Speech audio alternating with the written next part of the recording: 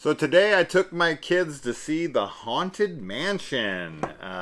This is a reboot, I guess you would call it, since they made one in, what year was that? 2003. So, oh Jesus, 20 years. Wow, that old. With Eddie Murphy. And this was one that I was like, not all that interested in seeing. I was like, if my kids want to see it, I'll take them. And they did, so I did. And Kaylee was at work, so that's why she's not here for this review. So, now, this movie is about a woman played by Rosario Dawson and her son.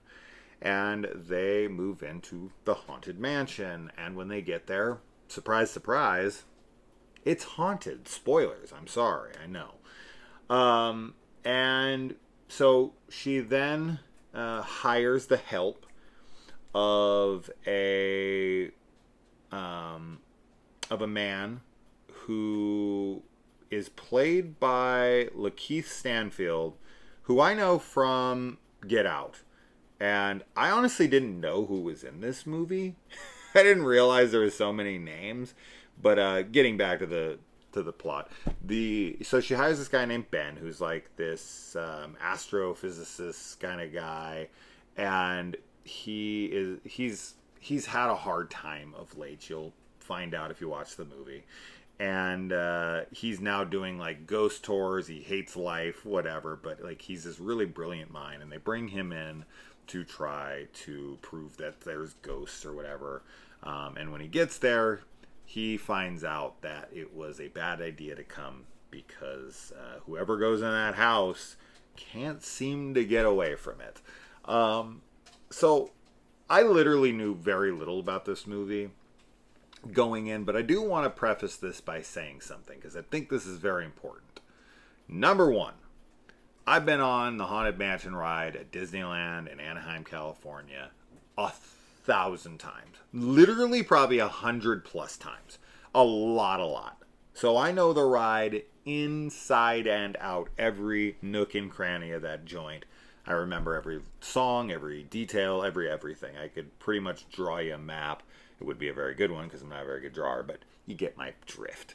So the ride to me is very iconic. I love it. You know, when I was a kid, I was always into horror, so I was like, this is totally up my alley, and I always wanted to go on it. And every time I go with my kids, we go on it once, if not twice. So very fresh in my memory. This movie not only has the two aforementioned actors in it, but it also has Owen Wilson in a very prominent role. I didn't know he was in this. Danny DeVito, who's in this quite a bit. Jamie Lee Curtis, who's in this. She's bigger than a cameo, but not hugely, but she has maybe 5 minutes in the movie. Jared Leto plays like the main villain of the movie, but you never see his face. He's kind of like one of those Davy Jones type CG characters. But a lot of names where I was just like, oh wow, there's quite a bit of talent behind this film. And so that was pretty surprising to me. So anyways, did I like this movie? Yes, I did, actually. I had quite a good time with it. I saw a lot of negativity towards this, and I don't know, man. I feel like if you don't realize that it's going to be like a family movie, I would put this on par with like Goosebumps, the Jack Black movie. It's just a fun film. I actually laughed at a lot of the jokes. I had a good time with the humor. And I actually thought the dramatic bits worked really well. I thought our main character was a really strong lead. And when he was doing his dramatic performances, there was a few scenes where he was like crying and really upset at the world and all that stuff. I thought he was really, really good in that.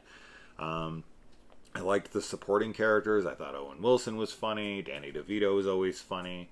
And when getting back to the ride, even though the Eddie Murphy did this to a degree, this one does it so much better. The way they incorporate the ride into this movie was pretty cool, because literally like every single aspect of the ride, whether it's like the visuals throughout the ride, music, characters, iconic characters, uh, dialogue that's spoken within the ride.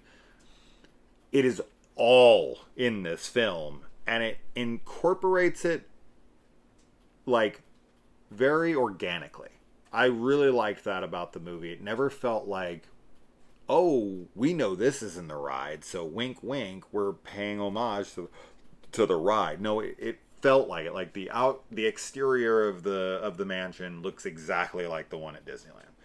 The interior, every room, every room, from the room you walk into with the stretching paintings to, the graveyard, to the like the hallways with the stretching things, and the candelabra moving, and the breathing doors, and the hitchhiking ghosts, and all, and the music, and the dining table, and the crystal ball with the head inside of it, all that stuff. It's all here. Now, a decent amount of that stuff was in the Eddie Murphy movie, but in that one, it felt more like, hey, we know, right? And I don't hate that movie. I thought that movie was fine back in the day, and I watched it with my kids not too long ago, maybe in the last 5 years or so.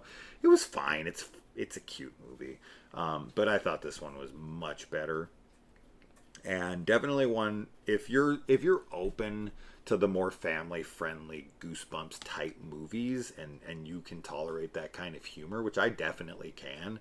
I think that it does a good job blending the humor well enough to be appealing to adults and children without ever really crossing that line of like, it's inappropriate if the kids knew what they were talking about, like Shrek does, where I'm like, some of those jokes in Shrek, I'm like, damn, like, if these kids knew, I mean, they're throwing like O.J. Simpson jokes in Shrek 2. Like, I was like, what? We're in the pursuit of a white Bronco? Like, what kid's gonna get that? And like, that's literally like a reference to a murder, a very famous murder. So it just, none of that kind of stuff is in here. I just felt that the jokes in this were actually very well suited for this style of film, and actually worked for me quite well. I did find myself invested in the story and in the characters enough. You know, I had a good time. It's better than I expected it to be, and I don't know. I think that if you have kids, or even if you're like curious about it yourself, I think it's worth a watch. If you're not like super into it, or if you're not like looking forward to it, then of course no. But I don't know. I had a good time. I laughed quite a bit. And I actually thought the horror elements, there were some things in this that actually worked fairly well as horror. I was like, oh, that was cool looking. That was scary-ish. Like, I mean, for kids, but still, I was like, that was cool looking. And the visuals, the special effects and whatnot are, they're pretty damn good. This is a bigger budgeted film, and a lot of talent in front of the camera, and they're not wasted. I think that they did a pretty damn good job and paid really good homage to the ride that it's based on. It felt like its own thing, and as a huge fan of the ride, and the style of humor that they went with, and the heart behind the story of our main character and whatnot, it just worked for me. I had a good time. It was 2 hours long, and it just kind of flew by for me. So that's that. I just thought I would bring it to your attention since it's technically horror. And if you guys are ever thinking, some of you who have kids and are like, I want to take them to something, but they can never go see these movies with me, the ones that I watch, the R-rated ones and whatnot.